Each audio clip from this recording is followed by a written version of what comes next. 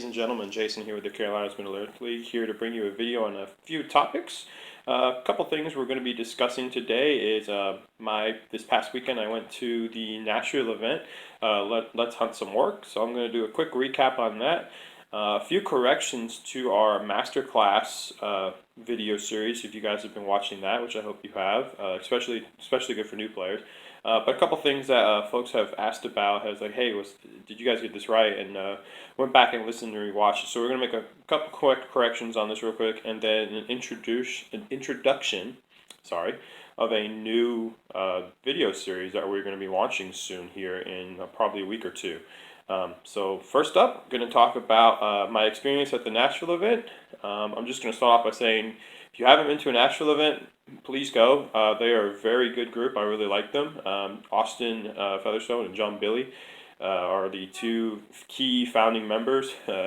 John's actually out in Alabama, which is nearby, which is great, and he comes up and he helped Austin out a lot. And John's just a really nice guy. If you've never met him, he's very nice. Austin's really nice. Everybody in Nashville is really nice, in my opinion. They always make you feel welcome. They always try to help you out. They offer places to stay. I went this weekend on my own, but they were willing to put me up for the weekend and stuff like that. But yeah, so if you haven't been out there, if you haven't talked to them, hit them up. They have a Facebook page. They're starting a YouTube channel. They have their first video, I believe, posted, battle report. So congrats on that, guys. Looking forward to watching that myself and seeing your YouTube channel grow.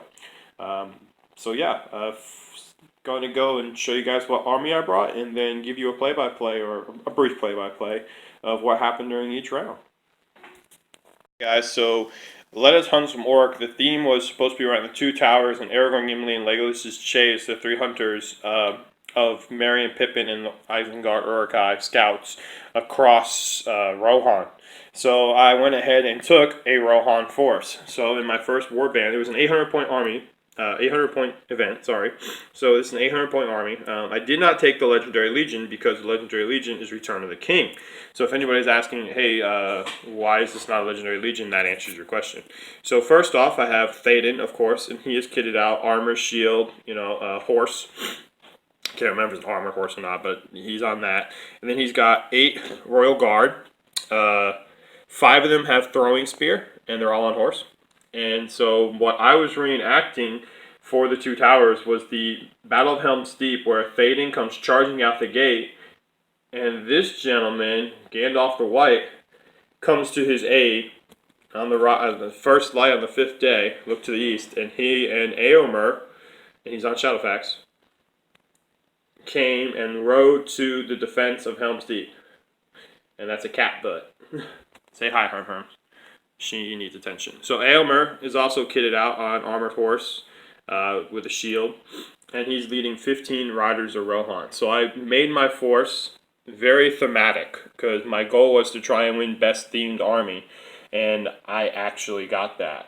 So yeah, guys, I set it up specifically. Yeah, well, why you got all your riders of Rohan in one warband? Why don't you split up? Because I was going for theme. When I set my army up for best painted, best theme, I set it up specifically so that when it was displayed, I even have the old Rohan Helm's Deep gate. If you guys remember that from the Two Towers release, the old Games Workshop Helm's Deep. So I had Théoden coming out the gate with his Royal Guard behind him. It would have been really cool if I had gotten Gambling in here, but he's too expensive. 155 points is a lot with the Royal Banner. But they were coming, and then I was trying to make this display board, didn't have time. I was going to have these guys on a little hill coming down, so I just used the Citadel Workshop. Yeah, Games Workshop. Citadel Hill. There you go. That's the name of it. And I just had these guys all set up. So I got best theme, like I said. That was my goal. I was trying to win best theme, and so that's why I have everybody set up in the way I do in their warband. All right. So quick recap. Game 1 was Capture and Control. I played against Grant Tebow from the Atlanta group. It was a great game. Grant was a nice guy. He was pretty laid back, I think, in my opinion. It was fun. He had Thranduil's Halls with Gwahir allied in, so they didn't get the army bonus because they're yellow allies, but it is a pretty good army. combo in my opinion, because Guahir brings some good hitting power and some good knockdown power. But he had Thranduil, Tario, 2 Palace Guard captains, and then just an assortment of Mirkwood elves with shield, glaive, and bow, and a couple with a banner actually. So yeah, capturing control, I ended up winning 8-4. Or 9-4. Yes, 9-3. 9-3. I got 4 objectives and I broke him. He also broke me and had 1 objective, so 9-3. I would say probably the man of the match for that game was Gandalf the White here. Tario, Grant deployed forward. I deployed back a little bit because I didn't want to get charged the first turn. And I shot a little bit. Didn't do a lot of killing. Throwing spears, like I said, I had 5 of these guys with throwing spears, actually did really good for me this entire tournament. So 10 points worth of throwing spears probably got me total throughout all 3 games, I don't know, probably about 9-10 kills. So you break that up to about 3 to 4 kills per game approximately. And there were some games where they didn't do as good, but there were some games where they did a lot. Like my second game, they didn't do too much, but my first and my third game, they did a fair amount. So yeah, 9-3 for the first game. Second game was Storm the Camp, and I played against Jason Finnegan of the Atlanta group again. And I'm going to say that my man of the match are actually going to be men of the match, in my opinion, this time. The reason being, I'll tell you in a second, are my Royal Guard. Why? One word, bodyguard. Jason had a very scary list. Mordor Catapult, Shadow Lord on a horse, just a budget ring wraith that he had paid up for 2/14/2 on a Fell Beast. And I started the game with casting Channeled Blinding Light with Gandalf to make it harder for his catapult to hit me and kill me. Because, Storm the Camp, you're starting on the opposite corner, so you got a long way to go. And then Gandalf, he did some good magic. I had better luck with my magic in the first game than I did the second game, but I think the really big thing, Blinding Light, just took away that possibility to get all my guys hit, every turn. Because a 4-up hit value is pretty good. I say 1 in every 3 you're going to get hit in shooting from that, even though it's a 50-50. But Jason actually rolled really well. He rolled a lot of 4 and 5s. Unfortunately, because the Blinding Light was up, he needed 6s, and he didn't want to spend that 1 point of might. He wanted to use it on Scatter because he was trying to go for the instant kill on Théoden. He was usually aiming straight for Théoden to try and wipe him out. But what ended up happening is we kind of met off to one side of the board, and Gandalf charged in and was tying up his Fell Beast on Ringwraith, and then Théoden and a group of guys were sneaking around a corner. And unfortunately, it was pretty even with roll-offs and priority.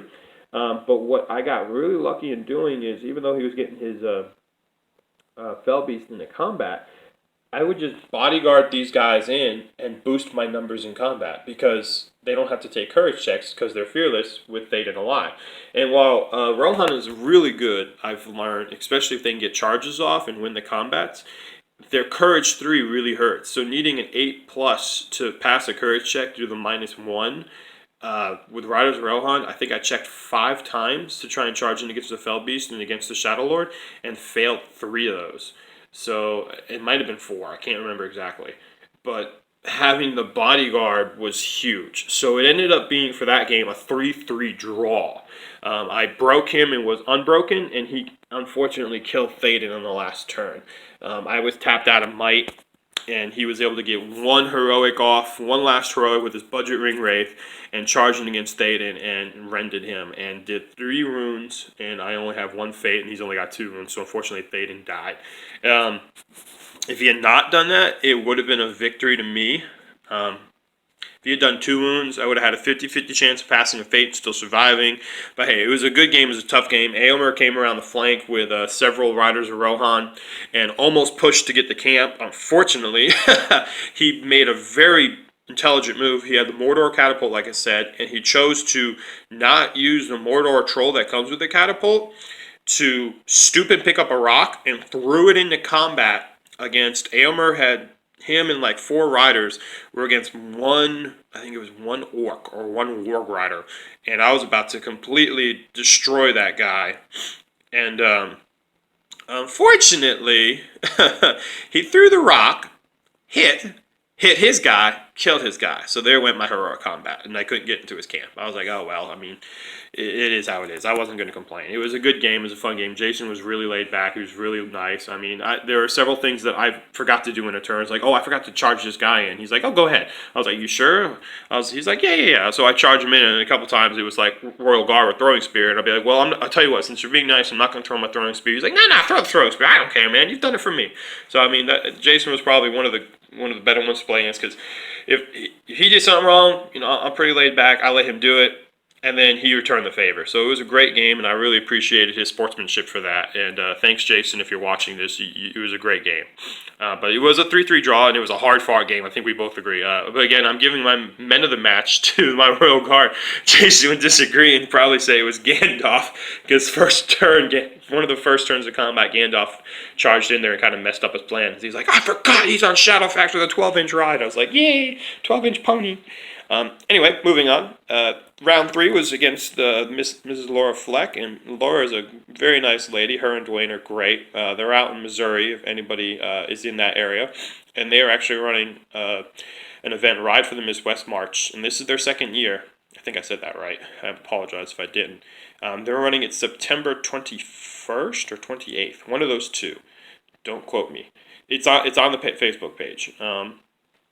So yeah, but she was a great player to play against. She had Easterlings with Amder, 2 Dragon Knights, and a War Priest. Pretty similar to what I would play, except I probably wouldn't take the War Priest, and it was Fog of War.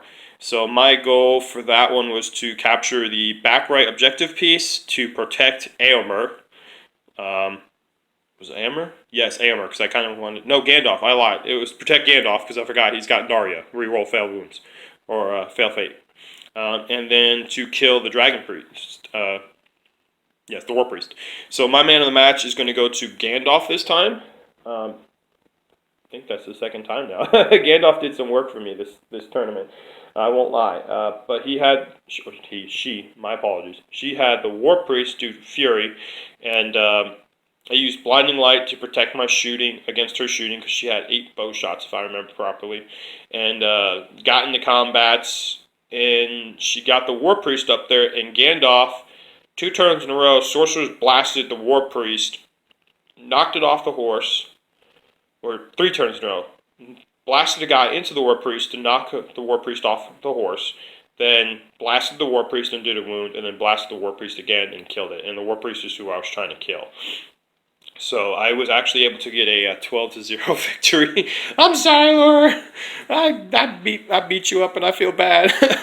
But it was a lot closer. She outmodeled me 37-28, and there was a point where I thought she was going to overwhelm me on one flank, and I ended up having to run Aomer and a number of riders of Rohan away to try and get the back right objective that I was aiming for, which she had protected by with the Dragon Priest and like 6 cataphracts, and I was like, okay, I'm not gonna be able to get over there because she's holding that up. And then she actually charged in and left an opening. I was able to get around the backside, but it still took me several turns, or 2 turns after that. 3 turns. I lied, 3 turns.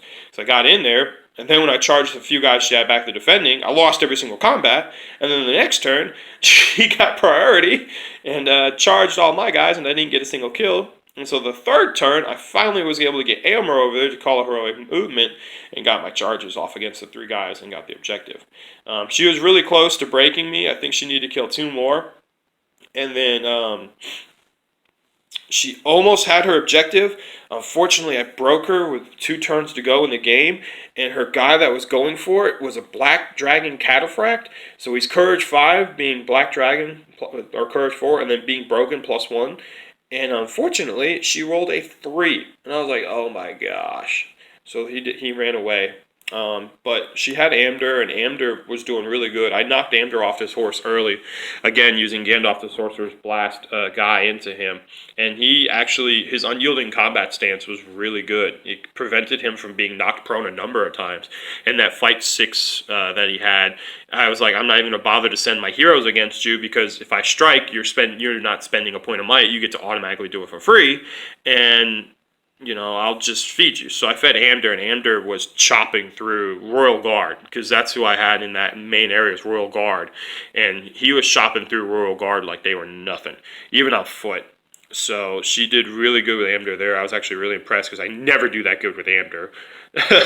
So she made me look like, oh wow, I need to play Easterlings again because Amder's chopping through these guys. But yeah, that was my 3 rounds. So I had a 9-3 victory in round 1, a 3-3 tie in round 2, and a 12-0 victory in round 3. It was the finals. Like I said, I won best themed. Lee Ward won best sportsmanship. What else? Best painted went to Dwayne Fleck. First place went to Andrew Johnson from the Atlanta group. Congratulations, Andrew. And then second place went to Jason Finnegan, who I played in round 2. Congratulations, Jason, again from the Atlanta group.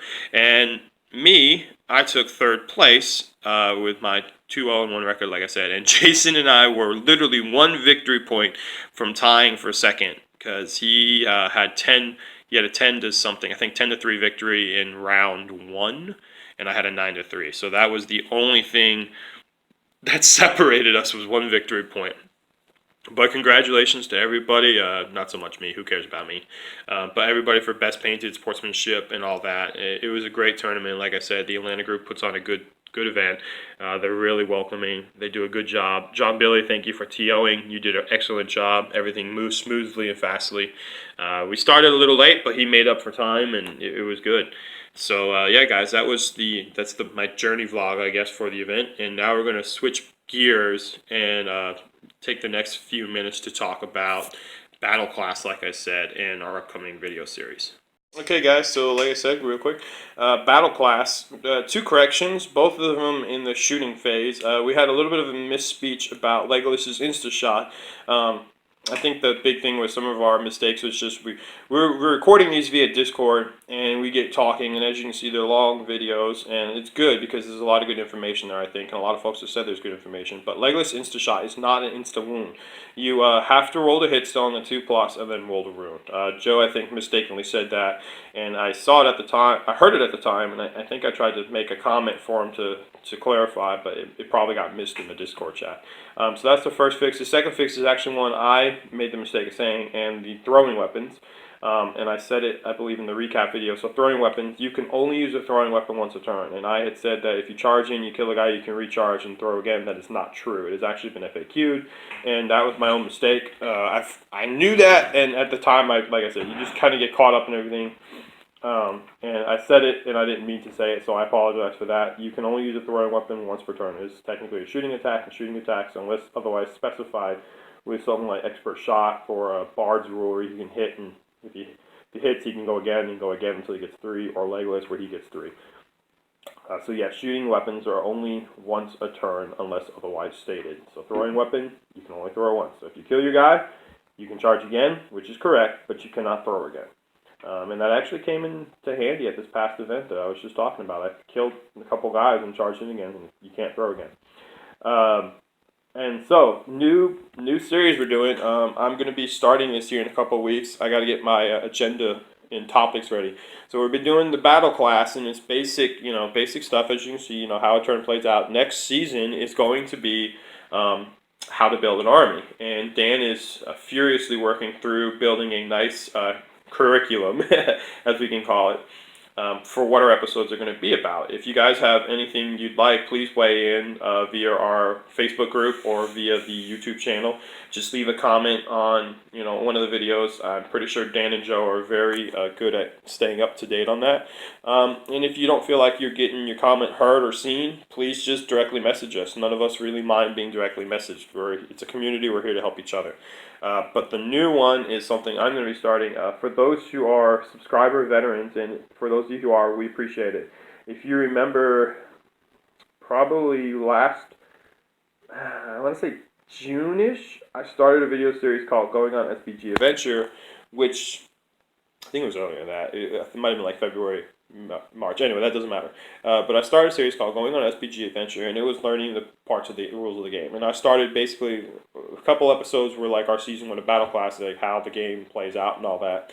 And then I went into more detailed rules. the advanced rules, magic, and that sort of stuff. So what we're going to be doing is we have battle class for the basic rules, and then I'm going to be doing master class is what we're calling it for the advanced rules. And they're just going to be 5 to 7 minute videos covering one specific topic in the advanced rules section. So something like climb checks, something like thrown riders. Those are things that are jump tests, things of that nature. Those are things that we'll probably end up talking about, and I know we have already in battle class, but master class we're going to probably take a quick in-depth look, and it's going to be pretty simple. I'm going to explain it. I'm going to show you a quick scenario of where it's important, how it plays out, and that'll be the video. So if you're curious, especially again, there's been a huge influx of players, and that's really great for the community. If you're curious about how an advanced rule plays off, you can just go quick watch a 5-minute video on it. And that'll be my goal. I'm going to keep them quick. I'm going to keep them short. No 15, 20, 30-minute videos like I did before. It's just going to be, all right, this is the topic. It's this rule. This is how it works. Here's a couple preset scenarios. All right, thanks for watching, guys. So if you have anything on that you're interested in seeing, go ahead and, again, send us a message, leave a comment, all that kind of good jazz. That way I can make sure I get it in there. Probably going to start off, like I said, with jump tests and climb tests, simple stuff. But we'll be building a curriculum. I like that word. Building a curriculum for that too. So again, guys, thanks all for watching. Thanks for sticking through with this. Appreciate all our subscribers out there. Go join. You find a local gaming group. Have some fun. If you're just into the painting aspect, post some pictures. We love seeing painting. If you're into the casual play, find a local group and play. If you're into the tournament scene, and you can do casual gaming and tournament scenes, so that's what I go for. I like to travel. Been to Pennsylvania, D.C., Nashville, and Atlanta this year, all for different events. Hey, Hermos, my cat needs attention again. So it's a great community. It's a great time to be in the hobby. All these supplements coming out makes it a lot more fun.